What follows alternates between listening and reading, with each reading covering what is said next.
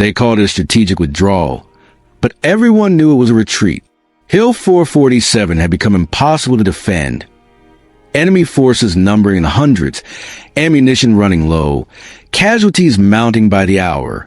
When Captain Morrison gave the order to fall back, 43 soldiers began the desperate evacuation under heavy fire. But in the chaos of retreat, one man was left behind. Not forgotten, not abandoned. Just separated by the fog of war and the split-second decisions that determine who lives and who dies. He was supposed to follow the others, supposed to run like everyone else. Instead, Private Jake Sullivan picked up his rifle, found the best offensive position he could, and prepared to face an entire enemy battalion alone. What happened over the next 18 hours would become the most decorated single action in modern military history. Welcome to those who left a trace. Before we dive into this incredible story of courage, sacrifice, and the moment when one soldier's choice changed the course of an entire battle, tell me in the comments what city you're watching from today. And if you believe that true heroes are made not by the odds they face, but by their refusal to abandon what matters most, hit that subscribe button. These stories remind us that legends are born when ordinary people do extraordinary things. Hill 447 sat like a crown on the barren landscape of eastern Afghanistan, a strategic position that overlooked the main supply route between Kabul and the forward operating bases that sustained coalition operations in the region. For 6 months, Bravo Company had held the hill against intermittent attacks, turning the rocky outpost into a fortress of sandbags, machine gun nests, and communication equipment that coordinated military operations across a 100-square-mile area. The hill wasn't much to look at.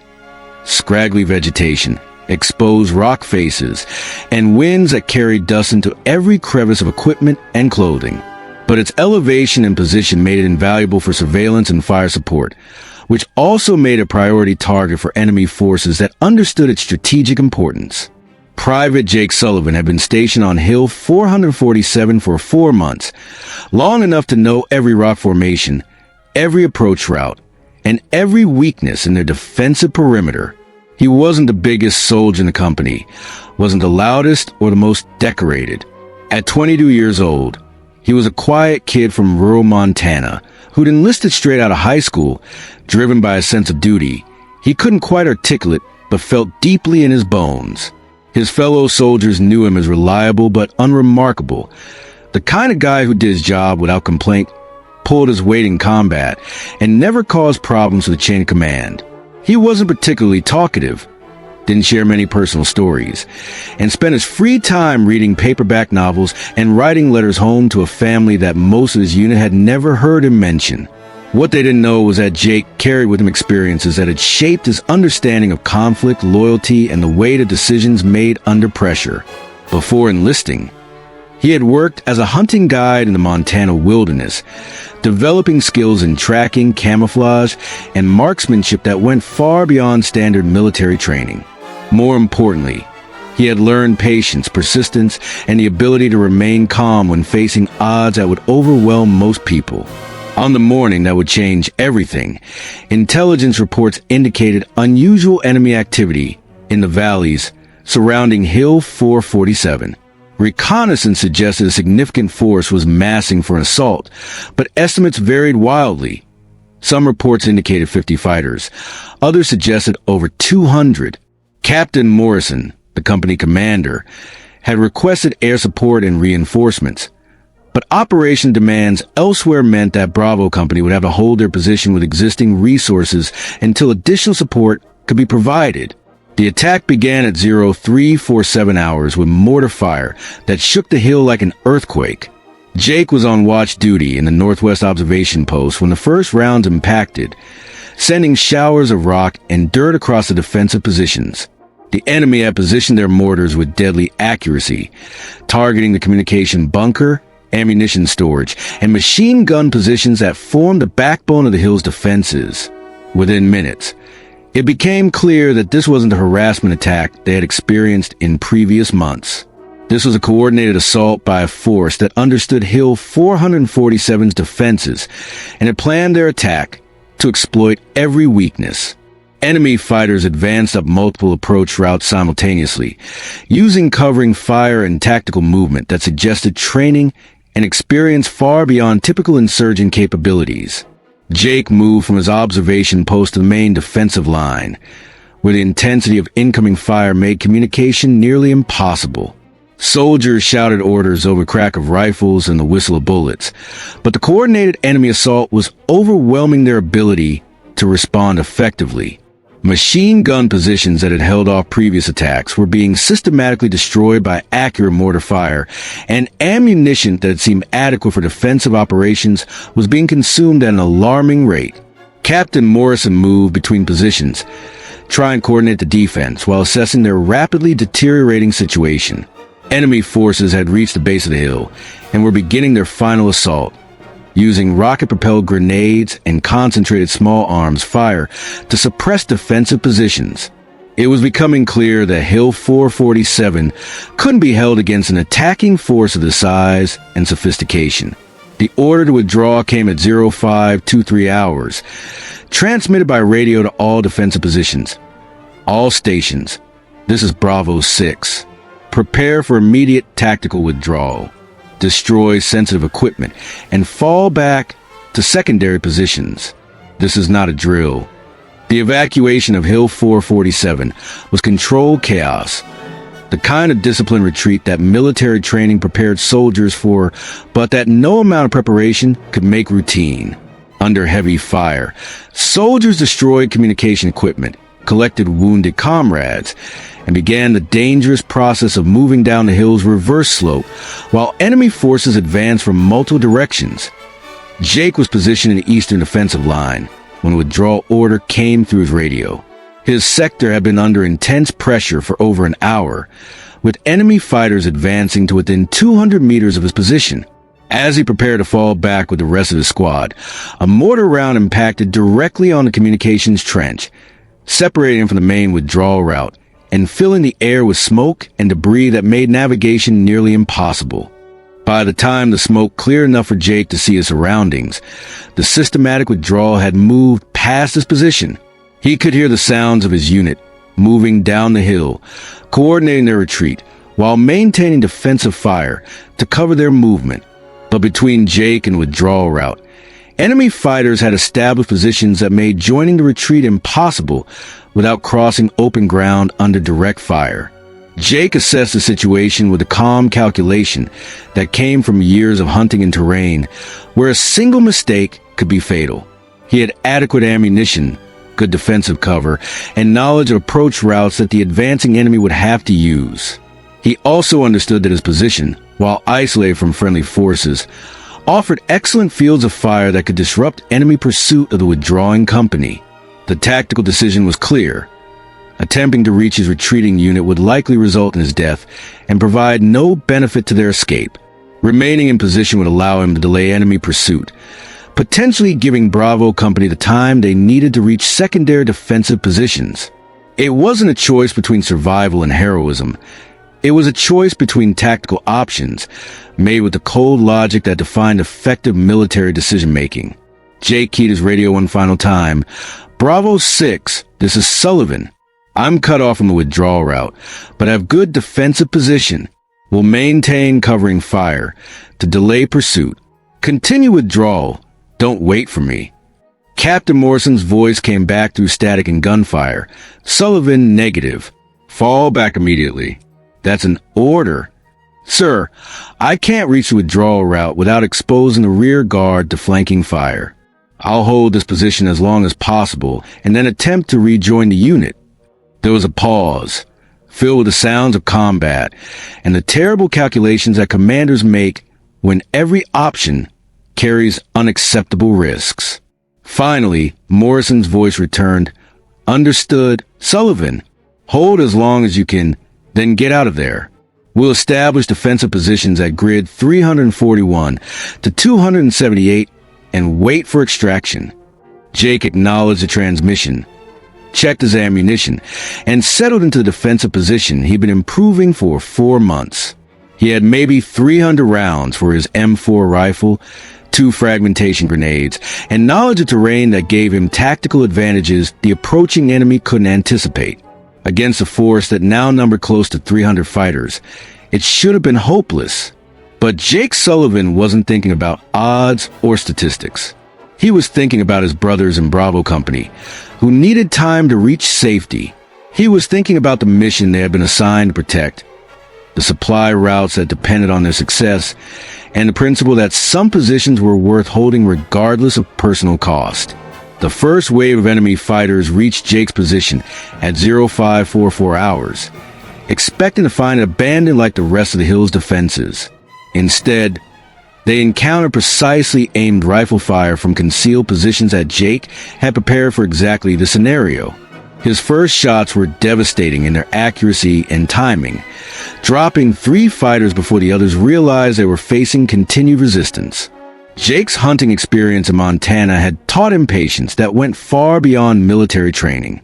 He understood how to remain motionless for hours, how to identify targets through minimal exposure, and how to make every shot count when ammunition was limited.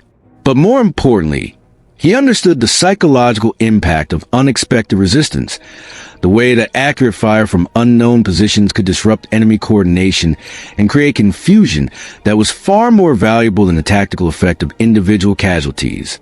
The enemy response to Jake's defensive fire revealed both their tactical sophistication and their surprise at encountering continued resistance. Instead of overwhelming his position with direct assault, they attempted flanking movements and suppressive fire that suggested they believed they were facing a larger defensive force. This misconception worked to Jake's advantage, allowing him to move between prepared positions and create the impression that Hill 447 was still defended by multiple soldiers. Jake's defensive strategy relied on principles he had learned not from military manuals, but from years of hunting elk in terrain that demanded patience, precision, and intimate knowledge of animal behavior. He understood that his enemies, like the animals he had tracked, would follow predictable patterns when under stress, seeking cover in obvious places, moving along natural routes, and exposing themselves when they believed they were safe. His first hour of solitary defense demonstrated the effectiveness of this approach. By changing positions after every few shots, using natural camouflage to remain invisible, and timing his fire to disrupt enemy movement, Jake created chaos among attackers who had expected to find abandoned positions. Enemy commanders, unable to determine the size and disposition of the remaining defensive force, committed additional fighters to reducing what they believed was a significant threat. Jake's radio crackled with transmissions from his withdrawing unit. "Sullivan, this is Morrison. What's your status?" "Still in position, sir. Enemy is committing significant forces to reducing this position. They're not pursuing a withdrawal. How many are you engaging?" Jake paused, watching through a scope as another group of fighters moved into position for what appeared to be a coordinated assault. "Estimate 200 plus, sir. They're treating this position as a significant threat." The silence on the radio stretched long enough that Jake wondered if the transmission had been lost. Finally, Morrison's voice returned, carrying disbelief and growing respect. "Sullivan, you're engaging 200 fighters? Alone?" "Roger that, sir. They don't seem to realize it's just one person. I'm going to continue delaying their advance as long as ammunition holds out." What Jake didn't communicate was his understanding that this wasn't just about delaying enemy pursuit. His position on Hill 447 overlooked the main approach routes to the secondary defensive positions where Bravo Company was establishing their new perimeter. As long as he could maintain observation and fire on those approaches, he could provide early warning and fire support that might determine whether his unit's new position could be successfully defended. The second hour of Jake's defense saw the enemy shift tactics, attempting to identify his positions through coordinated fire and movement. But Jake's patience and discipline allowed him to avoid the traps that would have revealed his location to less experienced opponents. He fired only when targets presented themselves at optimal range and angle, never revealing his position through unnecessary shots, never allowing anger or frustration to compromise his tactical judgment. His marksmanship, honed through years of hunting game that would disappear at the first sign of human presence, proved devastatingly effective against enemy fighters who had underestimated both his skill and his determination. Each shot was precisely placed, each movement was carefully concealed, and each tactical decision was made with the cold calculation of someone who understood that survival depended on perfect execution of imperfect plans. By 0700 hours, Jake had been fighting alone for over an hour, and his actions had created effects far beyond his individual position. Enemy commanders, convinced they were facing organized resistance, had committed their entire force to reducing Hill 447 instead of pursuing the withdrawing American unit. This tactical mistake gave Bravo Company time to establish defensive positions, call for air support, and prepare for the battle that would ultimately determine control of the entire sector.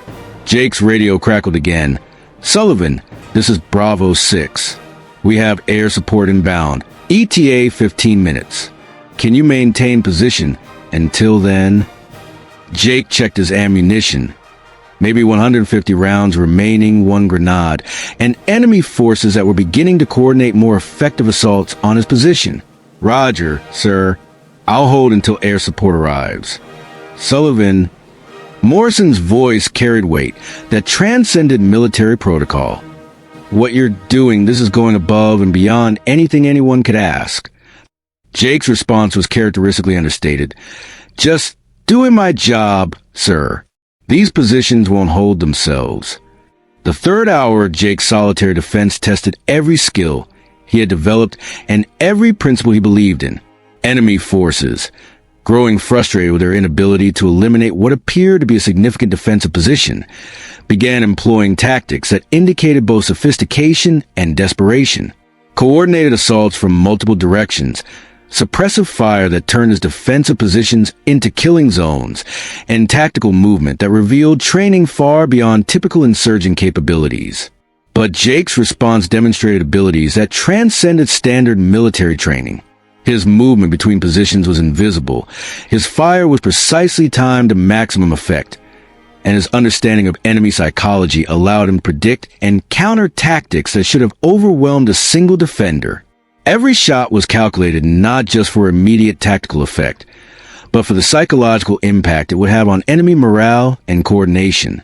His hunting experience had taught him something that military training often overlooked: the importance of remaining invisible not just visually, but psychologically. Animals that survived in harsh environments understood that the most dangerous predators were those whose presence you never detected until it was too late.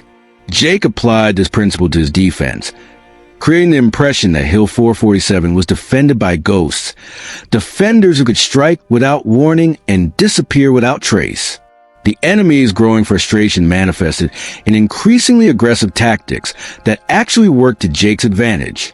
Frustrated fighters made mistakes, exposed themselves unnecessarily, and abandoned coordinated movement in favor of individual heroics that Jake could exploit with devastating effectiveness. His defensive fire became more efficient as enemy discipline deteriorated, each round finding targets that had exposed themselves to anger rather than tactical necessity. At 0743 hours, Jake's radio crackled with the transmission he had been waiting for. "Sullivan, this is Angel Flight. We have your position marked and are beginning our approach. Stay down and mark your position with smoke when we make our pass." Jake pulled his remaining smoke grenade from his vest, understanding that the next few minutes would determine whether his 3-hour defense would accomplish its strategic purpose. Air support would neutralize the enemy force that had been focused on his position, but only if it could survive long enough to guide the aircraft to their targets. The sound of approaching aircraft sent visible ripples through the enemy force besieging Jake's position. Fighters who had been advancing with coordinated discipline suddenly found themselves exposed on open ground with nowhere to hide. Jake used their moment of confusion to mark his position with smoke and provide targeting information for the incoming air support. "Angel Flight, this is Sullivan. Enemy forces are concentrated in 3 main groups: grid 447 to 223, 447 to 219, and 447 to 227. I'm marking my position with red smoke. Danger close to all target areas." The first pass by the A-10 Warthogs was devastating in its precision and effectiveness. Enemy positions that had been carefully coordinated for assault became death traps when exposed to aircraft designed specifically for close air support. The psychological effect was immediate and overwhelming. Fighters who had been advancing with confidence moments earlier were suddenly scrambling for any available cover. But Jake's role wasn't finished. As enemy survivors attempted to reorganize and withdraw, he continued providing targeting information and engaging individual fighters who exposed themselves while seeking escape routes. His position on Hill 447 allowed him to observe enemy movement patterns and guide air support to maximum effectiveness. The battle for Hill 447 officially ended at 0812 hours, when the last enemy fighter either surrendered or fled the engagement area. Jake Sullivan had held his position alone for over 4 hours, engaging an enemy force that outnumbered him 300-1, and had created tactical conditions that allowed air support to achieve complete tactical victory. When Bravo Company returned to Hill 447 2 hours later, they found Jake still in his defensive position, methodically cleaning his rifle and preparing a situation report for his commanding officer. He had sustained minor wounds from shrapnel and flying debris, but had never left his position or requested medical evacuation. Captain Morrison approached Jake's fighting position with expression that combined awe, gratitude, and professional respect that transcended military rank. "Sullivan, I need you to tell me exactly what happened here." Jake looked up from his rifle maintenance with the same understated demeanor that had characterized his 4 months of service. "Sir, enemy forces attempted to assault Hill 447. I maintained defensive positions until air support could neutralize the threat. Mission accomplished." The casualty count told a different story. Jake Sullivan, fighting alone, had killed or wounded over 60 enemy fighters, disrupted a coordinated assault by a force of 300, and created tactical conditions that allowed air support to achieve complete victory with minimal friendly casualties. His actions had prevented enemy forces from pursuing Bravo Company's withdrawal and had ultimately saved the lives of every soldier in his unit. The immediate aftermath of Jake's defense of Hill 447 created ripples that extended far beyond the tactical situation in eastern Afghanistan. Word of a single soldier holding off 300 enemy fighters for 4 hours spread through military channels with the kind of speed that marked genuinely extraordinary events. Battalion commanders, brigade staff, and eventually Pentagon officials found themselves trying to understand how one person had accomplished what should have been impossible. But for Jake, the attention was uncomfortable and unwelcome. He had made tactical decisions based on immediate circumstances, using skills and knowledge he had developed long before joining the military. The idea that his actions constituted heroism rather than simple job performance seemed to puzzle him more than the enemy tactics he had faced on the Hill. His commanding officers attempted to understand the background that had prepared Jake for such extraordinary performance under impossible circumstances. What they discovered was a young man whose civilian experiences had developed capabilities that complemented his military training in ways that created synergistic effects far beyond the sum of their parts.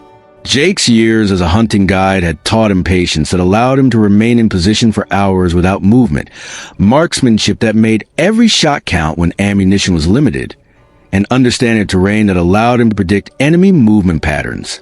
His experience tracking dangerous game had developed situational awareness that kept him alive when surrounded by enemies who would have killed him instantly if they had detected his position.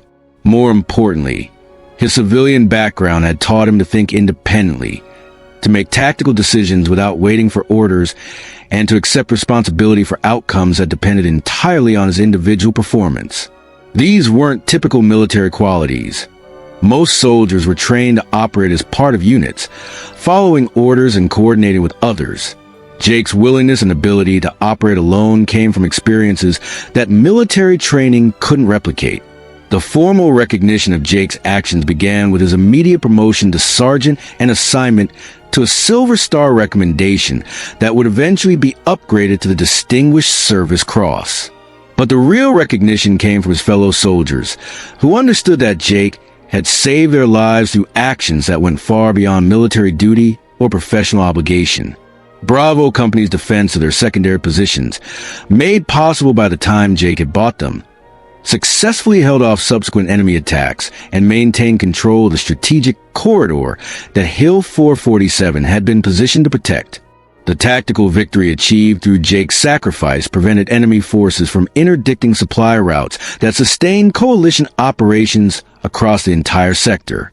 Military historians would later study the defense of Hill 447 as an example of individual initiative achieving strategic effects. But their analysis would focus on tactical decisions and combat effectiveness, rather than the personal qualities that had made such performance possible. Jake's story became required reading in military leadership courses, but the lessons learned were often misunderstood by people who had never faced life or death decisions.